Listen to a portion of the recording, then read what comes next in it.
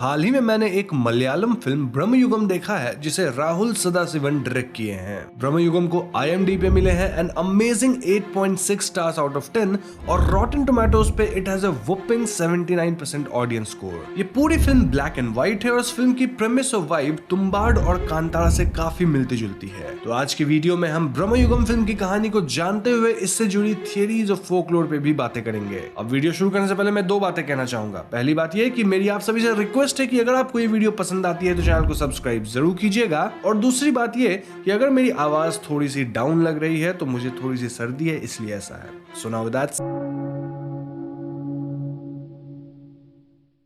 तो Bramayugam film 17th century के time पे बेस्ड है और फिल्म की कहानी साउथ मलाबार में बेस्ड है। फिल्म के पहले सीन में हम जंगल में दो इंसान से मिलते हैं जिनका नाम कोरा और थेवन है। इन्हें देखकर ऐसा लगता है मानो ये लोग कहीं से भाग रहे हैं और ये दोनों नदी के उस पार जाना चाहते हैं। रात में दोनों जंगल में ही रुकने की ठानते हैं और बीच रात जब थेवन की आंख खुलती है तो वो कोरा को आसपास नहीं पाता। खोजने पे कोरा उसे थोड़ी दूर पे दिखता है जो कि एकदम मंत्रमुग्ध अवस्था में था। तभी सामने से एक खूबसूरत औरत आती है जो कि कपड़े तक नहीं पहनी थी। कोरा इस लड़की को देखकर एकदम मंत्रमुग्ध था, लेकिन थेवन तुरंत समझ जाता है कि ये लड़की एक यक्षी है। थेवन कोरा को होश में लाने की कोशिश करता है, लेकिन यक्षी के डर से थेवन यहाँ से भाग निकलता है और कोरा तो पूरी तरह उसमें डूबा हुआ था। इसके बाद हम कोरा को यक्षी के साथ इंटीमेट होने की कोशिश करते देखते हैं जब यक्षी कोरा को मार गिराती है, इनफैक्ट उसका खून पी जाती है। अब अगली सुबह हम थेवन को फिर से देखते हैं जो कि जंगल में भूखा इधर उधर भटक रहा था। वो वाटरफॉल के करीब तक पहुंचता है, लेकिन ये वाटरफॉल इतना बड़ा था कि इसे पार करना नामुमकिन सा लग रहा था।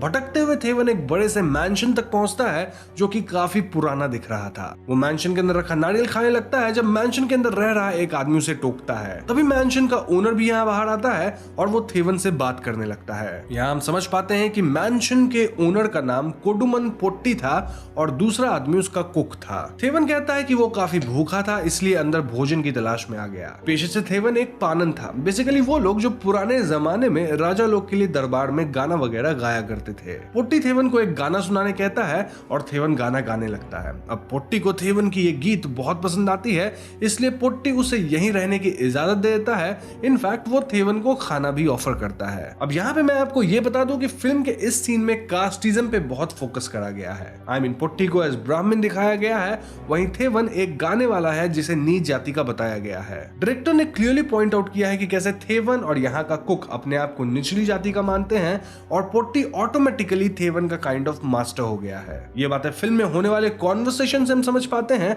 और एक्सप्लेनेशन में मैं आपको कॉन्वर्सेशंस तो नहीं बता सकता, इसीलिए इस बात को मैं अलग से पॉइंट आउट कर दिया हूं। खैर, तो आगे कुक थेवन को उसका कमरा दिखाता है और मैंशन घुमाते वक्त थेवन को एक चेतावनी देता है। वो कहता है कि थेवन अगर सही सलामत रहना चाहता है तो वो मैंशन के साउथ वाले हिस्से को कभी एक्सप्लोर ना करे। साथ ही इस मैंशन में अजीब अजीब आवाजें आती रहती हैं और थेवन इनके राज को सुलझाने की कोशिश ना करे तो ही बेहतर है। उसे इन आवाजों को इग्नोर करना है। ना उस रात थेवन पेट भर के खाना खाता है, देन पोट्टी को गाना सुनाता है और देन भोजन के लिए वो भगवान का शुक्रिया अदा करता है। ये सुन के पोट्टी थोड़ा भड़क जाता है, सेइंग कि खाना मैंने तुमको दिया है तो तुम भगवान का शुक्रिया अदा क्यों कर रहे हो। ये सीन बहुत ही वियर्ड सा था, लेकिन इससे अजीब अगला सीन था जहां हम कुक को सीक्रेटली किसी के लिए खाना ले जाते देखते हैं। नाउ थेवन जब आसपास घूम रहा होता है तो उसे बाहर कई गड्ढे दिखते हैं जिन्हें अब भर दिया गया था, क्लियरली इंडिकेटिंग कि इन गड्ढों में कभी तो इंसानों के लाश को रखा गया होगा। थेवन फौरन यहाँ से भागता है और मैंशन के अंदर उसे जंजीरों की आवाज सुनाई देती है। इन आवाज को फॉलो करते हुए थेवन ठीक वही जगह पहुंचता है जहां हम कुक को खाना ले जाते देखे थे। ये ऊपर का कमरा था जहां थेवन को वाकई जंजीर दिखती है और वहां एक प्लेट खाना भी रखा हुआ था। थेवन फील करता है कि कोई तो जंजीर घसीटते हुए उसके करीब आ रहा था और इससे डर के थेवन यहाँ से निकल लेता है। अब अगली सुबह जब थेवन मैंशन में घूम रहा होता है तो वो पोट्टी को अकेले एक बोर्ड गेम खेलते दिखता है। ये वही बोर्ड गेम है जिसमें पाशे फेंके जाते हैं और जुआ भी लगाया जाता है। पोट्टी यहाँ थेवन को गेम खेलने इनवाइट करता है और कुछ दाव पे लगाने भी कहता है। थेवन कहता है कि उसके पास तो कुछ दाव पे लगाने के लिए है ही नहीं और ऐसे में पोट्टी कहता है कि वो अपना समय दाव पे लगा सकता है, यानी कि अगर थेवन ये बोर्ड गेम जीता तो वो यहाँ से जा सकता है, लेकिन अगर वो हारा तो उसे जिंदगी भर इसी जगह पे रहना होगा। थेवन इतना कुछ दाव दाव पे लगाने के लिए तैयार नहीं था और ऐसे में पोट्टी उससे पाशे वापस मांगता है। लेकिन जैसे ही थेवन पाशे देने के लिए हाथ बढ़ाता है, पोट्टी अपना हाथ पीछे खींच लेता है, जिससे पाशे बोर्ड पे गिरते हैं और गेम शुरू हो जाता है। थेवन को न चाहते हुए भी ये खेल खेलना होता है और अंत में एक सिचुएशन ऐसा आता है जहां पोट्टी को जीतने के लिए दोनों पाशों में 6 चाहिए था। पोट्टी पाशा फेंकता है, जहां एक में 6 आता है लेकिन दूसरे में 1 आता है। लेकिन एकदम से पोट्टी काइंड ऑफ अपने पाशे को टेलीकाइनेटिकली हिला देता है, जिससे उसमें भी 6 आ जाता है। यानी कि पोट्टी इस खेल को जीत गया था और वो इससे काफी खुश नजर आता है। दूसरी तरफ कुक खाना बना रहा होता है और थेवन वहां आकर उससे बातें करने लगता है। ये कुक पोट्टी की काइंड ऑफ बुराई करते हुए कहता है कि जल्द ही तुम्हें पोट्टी का असली चेहरा दिख जाएगा। अब उस वक्त पोट्टी खाना खा रहा होता है और नीचे थेवन भी अपने भोजन के साथ बैठा था। यहाँ पोट्टी थेवन की माँ के बारे में कुछ तो कहता है और ये सुनकर थेवन आश्चर्य में था, क्योंकि उसने कभी भी पोट्टी से अपनी माँ का जिक्र नहीं किया था। इस सीन को देखकर ऐसा लग रहा था मानो पोट्टी को थेवन की जिंदगी के बारे में सब पता है। लाइक वो पहले एक स्लेव की तरह बेच दिया गया था और वहीं से भागते वक्त वो भटक गया और इस मैंशन तक पहुंच गया। यहाँ पोट्टी थेवन से ये तक पूछ बैठता है कि आज कुक तुम्हें मेरे खिलाफ क्या सब बोल के भड़का रहा था। थेवन डर के कहने लगता है कि कुक तो कुछ नहीं बोल रहा था, लेकिन पोट्टी उसकी बात नहीं मानता। पोट्टी कहता है कि ये कुक ऐसे ही यहाँ आने वाले लोगों को भड़काता है और पिछला जो मेरा सेवक यहाँ था वो कुक के चक्कर में मेरे साथ अजीब बर्ताव करने लगा। अब कोई भी मेरे साथ अजीब बर्ताव करता है तो मुझे अच्छा नहीं लगता और इसके परिणाम अनुसार मुझे उसे मारना पड़ा। और ऐसे ही लोगों की लाश तुम मैंसन के सदर्न एंड वाले ग्राउंड्स पे भी देखे होंगे। ये सुनकर थेवन बहुत डर जाता है और तभी कुक इस कमरे में आता है। पोट्टी यहाँ कुक को भी भला बुरा कहने लगता है और सरप्राइजिंगली कुक पोट्टी को वापस जवाब देने लगता है। पोट्टी गुस्सा कर कुक को अपनी नजरें और सर झुकाने कहता है, लेकिन कुक उसकी एक नहीं सुनता। तभी एकदम से पूरा मैंशन काइंड ऑफ हिलने लगता है और पोट्टी अपना हाथ आगे करके कुक को दूर से ही अपनी तरफ खींच लेता है। ये किसी मैजिक या टेलीकिनेसिस जैसा था और पोट्टी कुक को चोक करने लग जाता है। थोड़ी देर तक कुक को चोक करने के बाद पोट्टी उसे छोड़ देता है और ये सब देख के थेवन एक बात तो समझ गया था कि पोट्टी कोई नॉर्मल इंसान नहीं था। तो पिटने के बाद कुक अपना मुंह हाथ धो रहा था और थेवन उससे पूछने लगता है कि आखिर ये पोट्टी क्या है, आई मीन सॉर्सरर है या किसी तरह का एंटिटी है। इस पॉइंट पे कुक थेवन को पोट्टी की पूरी बैक स्टोरी बताता है। दरअसल पोट्टी के परिवार में एक बहुत बड़े वेदाचार्य टाइप थे कोई, जो कि वराह देव का पूजा करके उन्हें खुश करते हैं। बदले में देव प्रकट होकर उन्हें एक मैजिकल बॉक्स देते हैं जिससे जो मांगो वो विश पूरा हो जाएगा। कैसे? वेल, बॉक्स के अंदर एक चत्तन करके एंटिटी था जिसे इंग्लिश सबटाइटल्स में गॉब्लिन लिखा गया था। वही विशेष पूरी कर रहा था। अब पोट्टी के परिवार वाले चतन को ही बंदी बना लेते हैं और उससे अपना मतलब निकालते हैं। ऐसे में एक बार चतन अपना मुंह खोल के हेड ऑफ द फैमिली को दिखाता है, सेइंग कि इसके अंदर तुम्हें नर्क दिखेगा। मीनवाइल वो पोट्टी फैमिली के हेड के सोल को कंज्यूम करता है अपना मुंह खोल के। इसके बाद चतन परिवार में सबको मारने लगता है, बेसिकली सबके सोल को कंज्यूम करता है और उसे हैंडल करने बड़े से बड़े सॉर्सरर्स और विद्वान लोग आते हैं, लेकिन कोई भी चतन को रोक नहीं सका और अंत में आया इस परिवार का एक आदमी जो कि और कोई नहीं बल्कि अपना कोडुमन पोट्टी था। अब हमें बताया तो नहीं जाता कि कोडुमन पोट्टी चतन को हराने में कामयाब हुआ कि नहीं, बस इतना पता चलता है कि तब से पोट्टी खानदान में सिर्फ कोडुमन पोट्टी ही बचा है जो कि इस मैंशन में अकेले रहता है। खैर, उस रात थेवन यक्षी को मैंशन में आते देखता है जो कि पोट्टी के साथ इंटीमेट हो रही थी। खैर, अब अगली सुबह थेवन एकदम डरा हुआ था और वो मैंशन से भाग जाने की सोचता है। वो कुक को भी साथ में भागने कहता है, लेकिन कुक उसकी बात को पूरी तरह इग्नोर करता है। थेवन अपने कमरे में जाकर अपना सामान बांधने लगता है कि तभी पोट्टी वहां आ जाता है। थेवन डरते हुए कहता है कि वो यहाँ से जाना चाहता है और पोट्टी कहता है कि तुम्हें कोई नहीं रोक रहा, तुम जा सकते हो, लेकिन बारिश रुकेगी तब तो जाओगे। अब ये बात थोड़ी अजीब थी क्योंकि इस जगह पे बारिश हो ही नहीं रही थी, लेकिन पोट्टी के ऐसा कहते ही यहाँ एकदम जोरों की बारिश शुरू हो जाती है। पोट्टी ये तक कहता है कि यहाँ एक बार बारिश शुरू हुई तो रुकती नहीं है, एक बार तो लगातार 3 साल तक बारिश हुई थी। अब रात को हम पोट्टी को थेवन पे गुस्सा होते देखते हैं, सेइंग कि वो भी उसके पहले वाले सेवकों की तरह बेवकूफ है। वो अब डरने लगा है और ऐसे में पोट्टी को थेवन बिल्कुल पसंद नहीं आ रहा। अब आप व्यूअर्स तो जानते हैं कि अगर पोट्टी अपने किसी सेवक से नफरत करने लगे तो समझो उसके मरने का समय अब नजदीक है। इस पॉइंट तक थेवन बहुत डर चुका था और ऐसे में कुक उसे सेलर में ले जाके थोड़ा मदिरा देता है। मदिरा पी के थेवन अपने बारे में कुछ बातें बताने लगता है, लाइक कैसे उसकी माँ बहुत मेहनती है, वो उसका इंतजार कर रही होगी, उसका घर एक नदी किनारे है और उसकी माँ मेहनत करके उसके लिए कान की बाली लाई थी जिसे वो पहना रहता है। खैर, इन बातों के बाद जब थेवन सोने जाता है तो उस रात उसे एक डरावना सपना आता है जहां वो अपने कमरे में एक एंटिटी को देखता है। अब अगली सुबह बारिश हो रही थी और थेवन देखता है कि कुक वापस एक गड्ढा खोद रहा था, ठीक उसी जगह जहां पिछले सेवकों के लाश को दफनाया गया गया था। ये देखकर थेवन सोचता है कि अगली बारी उसकी है और इसीलिए वो बारिश में ही यहाँ से भागता है। अब जैसे ही थेवन मैंशन के द्वार से बाहर निकलता है उसे खून की उल्टियां होने लगती है, जिस वजह से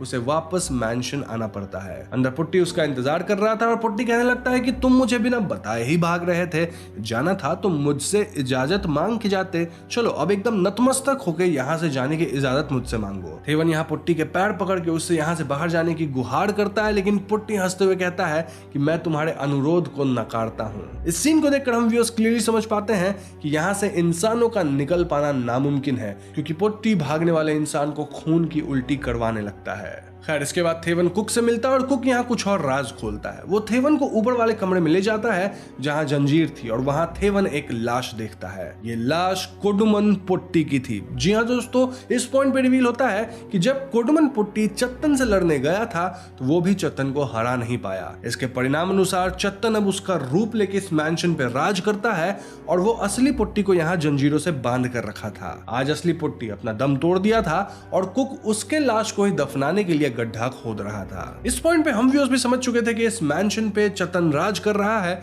जो कि एक सुपरनैचुरल एंटिटी है। तभी तो उसके पास सुपरनैचुरल पावर्स हैं, उसे अपने सेवकों के बारे में सब पता रहता है और वो सबकी बात भी काइंड ऑफ सुन लेता है, जो भी लोग मैंशन में बात करते हैं वगैरह वगैरह। कुक बताता है कि इस जगह से बाहर जाने का सिर्फ एक उपाय है और वो उपाय यहाँ के बेसमेंट में है। दरअसल बेसमेंट के अंदर एक लॉक्ड चेंबर है जिसे हम तहखाना कह सकते हैं और उसमें किसी तरह का शाश्वत दिया जल रहा है, यानी कि ऐसा दिया जो कि कभी बुझा ही नहीं है। तो अगर उस दिए को बुझा दिया गया तो पुट्टी यानी चत्तन कमजोर हो जाएगा और हम यहाँ से बाहर निकल पाएंगे। दिक्कत बस ये थी कि वो चेंबर लॉक्ड है और उसकी चाबी कहाँ है ये पुट्टी के अलावा किसी को मालूम नहीं। इनफैक्ट पुट्टी तो इस चेंबर के ऊपर ही मंडराता रहता है, उसकी रक्षा करता है। और कुछ टाइम बाद इस चाबी को हासिल करना भी इम्पॉसिबल होगा, क्योंकि इस जगह का प्रभाव ऐसा है कि लोग यहाँ अपनी पुरानी लाइफ भूल जाते हैं। इस बात को प्रूव करने के लिए कुक थेवन से पूछता है कि तुम्हें क्या लगता है तुम कब से यहाँ हो। थेवन कहता है कि मैं कुछ ही दिन पहले यहाँ आया था। और ऐसे में कुक पूछता है कि तुम कुछ दिन पहले यहाँ आए थे या फिर कुछ महीनों पहले यहाँ आए थे। जी हाँ दोस्तों, थेवन को यहाँ रहते हुए महीनों हो गए थे, लेकिन उसे इस बात का एहसास तक नहीं हुआ था। यहाँ कुक थेवन से पूछता है कि क्या तुम्हें अपना नाम तक याद है, एंड टू अ सरप्राइज थेवन अपना ही नाम भूल चुका था। इनफैक्ट उसे अपनी माँ तक का नाम याद नहीं था। इन चीजों को देख थेवन डिसाइड्स कि वो किसी तरह उस चेंबर की चाबी को हासिल करके रहेगा। थेवन सीधा पुट्टी के पास जाता है और उसे कहता है कि आप मेरे साथ एक बार बोर्ड गेम खेलो। पुट्टी कहता है कि अब तुम्हारे पास लगाने के लिए बचा ही क्या है, और थेवन कहता है कि मेरे पास चाबी है। अब चाबी सुनते पुट्टी अपने कमर पे हाथ रखता है, विच इंडिकेटेड कि पुट्टी चाबी को अपने वेस्टी में कमर के पास बांध के रखता है। यह पता लगते थेवन तुरंत बात बदल के कहता है कि आपके पास मेरी जिंदगी की चाबी है, तो वो आजादी की चाबी के लिए मैं खेलना चाहता हूँ। पुट्टी यहाँ थेवन की बातों को धुतकार के चला जाता है और उसके साथ बोर्ड गेम नहीं खेलता। खैर तो कुक और थेवन प्लान करते हैं कि आज रात कुक मस्त खाना बना के पुट्टी को बहुत खिला देगा, जिससे पुट्टी सो जाएगा और तब थेवन चाबी चुरा लेगा। कुक खाना बनाने लगता है कि तभी रसोई में पुट्टी आके कुक को चोक करने लगता है।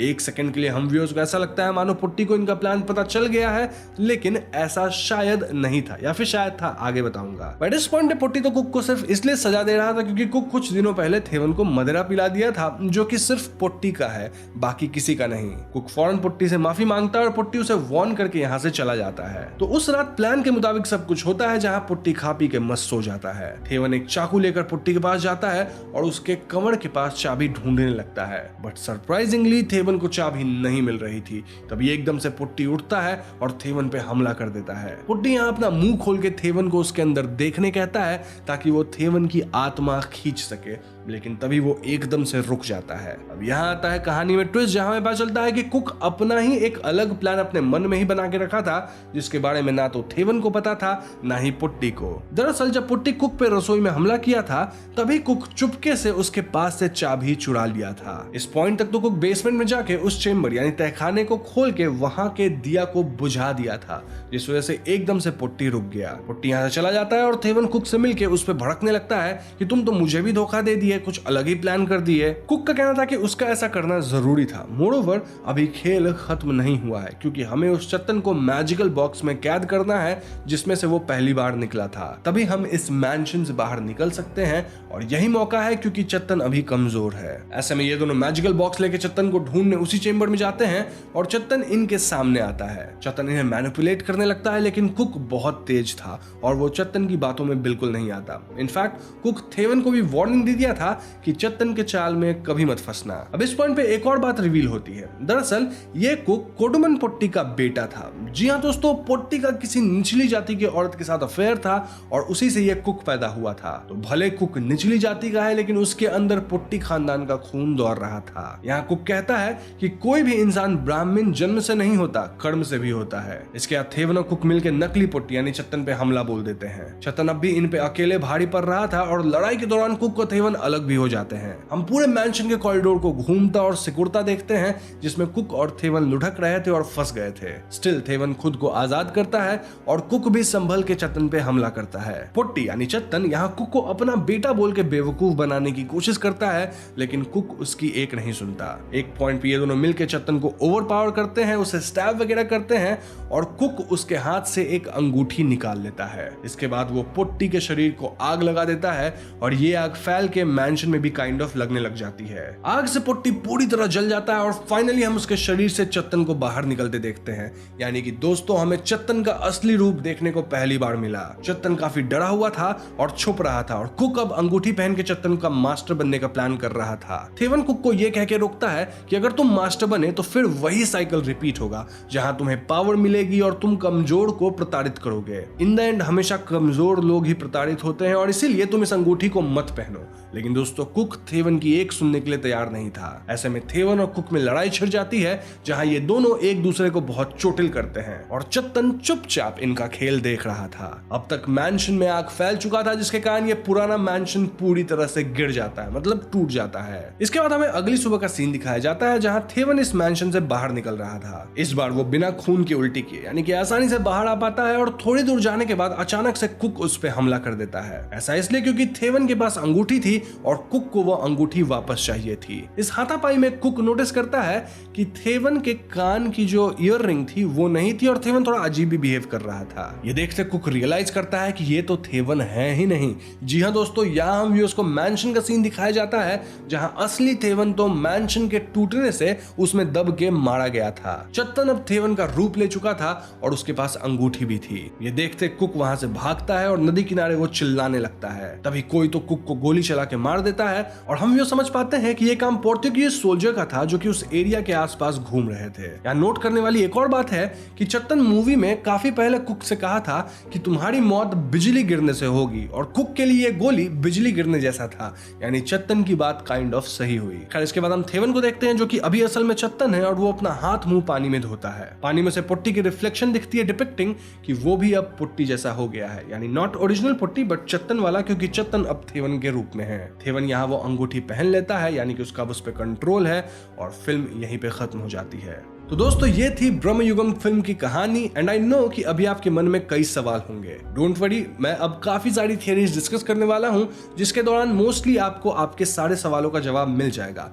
फिर भी नहीं मिलता है तो कमेंट सेक्शन खुला है, वहां आप पूछ सकते हैं। तो पहला सवाल यही होगा कि फिल्म का नाम ब्रह्मयुगम क्यों है? वेल, इसकी एक्सप्लेनेशन पुट्टी हमें फिल्म में ही दिया है जो अब मैं आपको बताऊंगा। पुट्टी कहता है कि अभी कलयुग चल रहा है और उसमें भी एक ब्रह्मयुग चल रहा है। ब्रह्मयुग बोले तो कलयुग का एक तरह से सबसेट। ब्रह्मयुग की खास बात यह है कि इस युग में भगवान इंसानों से बहुत दूर जा चुके हैं। यानी कि नो मैटर आप कितना भी चिल्लाओ, कितना भी पुकारो, कितना भी भजन करो, भगवान आपकी एक नहीं सुनने वाले। देखा जाए तो मूवी का थीम भी ऐसा ही कुछ है जहां इन द एंड चत्तन ही जीतता है, वहीं कुक और थेवन हार जाते हैं। अब दूसरा सवाल आपके मन में होगा कि इस फिल्म में यक्षी का क्या काम था? वेल, यक्षी भी चत्तन की तरह एक सुपरनैचुरल बीइंग थी और यक्षी के कारण ही लोग रास्ता भटक के चत्तन के मैंसन तक पहुंचते थे। देखा जाए तो इनिशियली दो लोग भाग रहे थे और इसमें से यक्षी एक बंदा यानी कोड़ा को खुद कंज्यूम की, वहीं दूसरे को चत्तन तक पहुंचा दी। एक तरह से हम कह सकते हैं कि यक्षी और चत्तन आपस में मिले हुए थे, तभी तो फिल्म में हम इन दोनों को इंटीमेट होते हुए भी देखते हैं। ना अगला कंफ्यूजन ये है कि अगर चत्तन को इस मैंशन में होने वाली सारी बातें पता चल जाती थी तो वो इन दोनों के प्लान को क्यों नहीं सुन पाया? वेल, अगर आप गौर से देखो तो चत्तन इनके प्लान को ऑलरेडी समझ गया था, तभी तो थेवन उसके पास से की चुरा नहीं पाया। इनफैक्ट चत्तन बस सोने का नाटक कर रहा था। वो तो कुक इस प्लान को पहले ही बदल दिया और उसके मन में ये प्लान था, इसलिए चत्तन धोखा खा गया, वरना प्लान तो उसे समझ आ ही गया था। एक और यहाँ सटल डिटेल ये है कि पूरे फिल्म में हमें कुक का नाम कभी बताया ही नहीं गया। This points out two things. First ये कि लोग यहाँ आके सब कुछ भूल जाते हैं इंक्लूडिंग देयर नेम, और शायद इसलिए कुक का नाम कभी आया नहीं। बट हाँ, यहाँ कॉन्ट्राडिक्टिंग पॉइंट ये हो सकता है कि कुक को अपने फैमिली हिस्ट्री के बारे में तो सब याद था, तो आप जिस भी थियरी में बिलीव करो उसमें कर सकते हो। यहाँ मैं आपको दूसरा पॉइंट बता देता हूँ कि कुक का कैरेक्टर ज्यादा इंपॉर्टेंट था और उसकी सोच, मोटिव्स एंड ऑल दैट, तो वो इंपॉर्टेंट थी, इसलिए उसका नाम बताया ही नहीं गया था कि हम उस पर कभी फोकस करें ही नहीं। ये kind of A clever trick था डायरेक्टर का।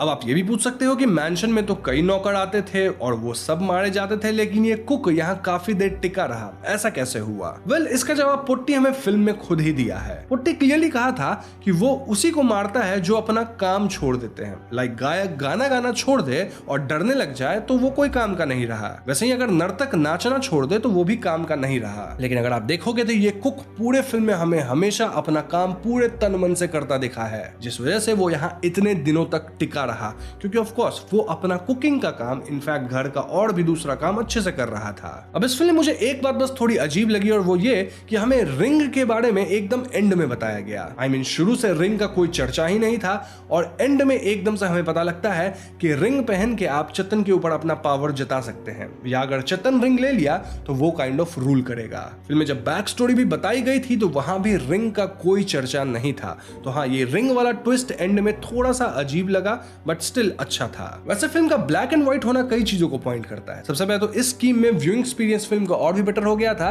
स्पेसिफिकली इस वाले फिल्म का आई मीन माहौल काफी क्रीपी लग रहा था and all that. Moreover, black and white scheme 17th century के कहानी को कहीं ना कहीं ज्यादा डेप्थ के साथ डिपिक्ट करती है। अब एक और पॉइंट जो लोग बना रहे हैं वो ये कि फिल्म के लास्ट में पोर्तुगीज सोल्जर का आना एक नए युग के शुरुआत होने की तरफ पॉइंट करता है। आई मीन कलयुग के अंदर ही एक दूसरा युग, लाइक अ सबसेट, जैसा मैंने पहले बताया था। वैसे यहाँ अजीब बात ये थी कि चत्तन भी अब उस जगह से आजाद हो गया है। मैं आजाद वर्ड इसलिए यूज कर रहा हूँ क्योंकि फिल्म में एक जगह चत्तन मेंशन करता है कि वो भी इस जगह से बाहर नहीं जा सकता, लेकिन दिया के बुझने से और जो सब कांड हुआ उस सब से ऐसा लग रहा है कि चत्तन भी बाहर जाने के लिए आजाद हो चुका है। अब आगे जाके वो क्या करेगा, किसको अपना गुलाम बनाएगा, किधर रूल करेगा, ये तो हमें नहीं पता। अब एक आखिरी कॉन्सेप्ट टाइम का है। आई मीन इस मैंशन के अंदर टाइम कहीं ना कहीं बेंड हो रहा था या फिर लोगों को समय का आभास नहीं होता है। थेवन को लग रहा था कि वो केवल कुछ दिनों से यहाँ है, जबकि वो महीनों से इस जगह पे था। फिल्म में डायरेक्टर ने भी इस बात को बहुत क्लेवरली दिखाया है, जहां जब पहली रात थेवन वहां रहा था तो हाफ मून था एंड अगले दिन पूरा फुल मून था। तो हम व्यूअर्स को ऐसा लगता है कि वो एक ही दिन रहा है, लेकिन अगर आप मून को देखो तो ऐसा लग रहा है कि वो काफी दिन रह चुका था। Overall Brahmayugam film greed, power और कास्ट के मैटर को लेकर एक बहुत ही अच्छी फिल्म बनाई गई है। यहाँ हमें दिखाया गया है कि एब्सोल्यूट पावर किसी तरह के इंसान को या फिर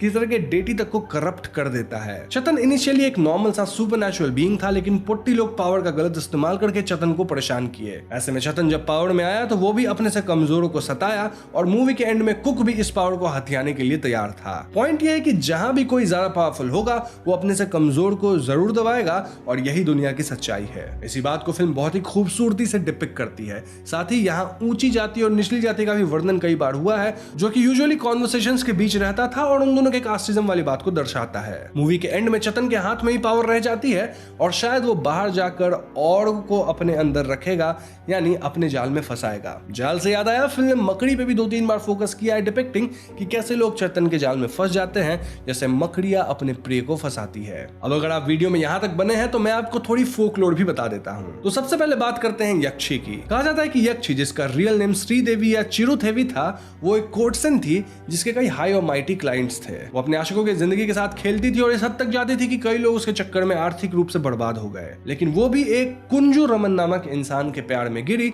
जो कि उसका पालकी उठाता था। अब कुंजू रमन शादीशुदा था और वो चिरुथेवी को नकार दिया। ऐसे में चिरुथेवी कुंजू रमन की बीवी को मारने का सोचने लगी और ये बात कुंजू रमन को पता लग गई। इसलिए कुंजू रमन एक रात चिरुथेवी के साथ सोने का नाटक करके उसे मार देता है, जिसके बाद वो रिबॉर्न हुई एज यक्षी। जन्म के बाद ही वो एकदम से एक ब्यूटीफुल वुमेन में ट्रांसफॉर्म हुई और तब से वो जंगलों में मर्दों का रास्ता भटका देती थी या फिर उन्हें अपना शिकार बना के उनका खून पी जाती थी। वैसे मैं आपको बता दूं कि यक्षी कुंजूरमन को ही परेशान करने लगी थी और ऐसे में उसकी वाइफ कुछ तो डील की यक्षी के साथ। अब इस डील को लेकर हर जगह अलग अलग बातें कही जाती है तो मैं इस पे एकदम क्लियर नहीं हूं, लेकिन यहाँ कुछ टेम्पल बनाने की बात हुई थी और वो कुंजूरमन के साथ 1 साल के लिए कोहैबिट कर सकती थी। तो ऐसा कुछ फोकलोर है यक्षी का, और अगर यहाँ मुझसे कोई मिस्टेक हुई हो तो मुझे माफ कीजिएगा, क्योंकि मैंने आपको वही बताया है जो मैं इंटरनेट पे खोज पाया। इनिशियली मुझे इस टॉपिक की नॉलेज नहीं थी। मूविंग टू चट्टन, वेल उन्हें कुट्टी चट्टन भी कहा जाता है, जो कि एक भगवान नहीं बल्कि आप डेटी कह सकते हैं। चट्टन को एक बॉय की तरह बताया गया है जो कि मिस्चीवियस है और करप्ट भी है। चट्टन किसी का भी भेष ले सकते हैं और इन जनरल चट्टन किसी को भी नुकसान नहीं पहुंचाते हैं, लेकिन अगर उनको प्रताड़ित किया गया तो वो उससे कभी नहीं भूलते और उसका बदला जरूर लेते हैं। फिल्म में भी हमें कुछ ऐसा ही दिखाया गया है, जहां इनिशियली उसको पुट्टी लोग परेशान किए, जिसके बाद ही चट्टन इस तरह से बन गया। नाउ फिल्म में यही बताया गया है कि चट्टन को मारा नहीं जा सकता।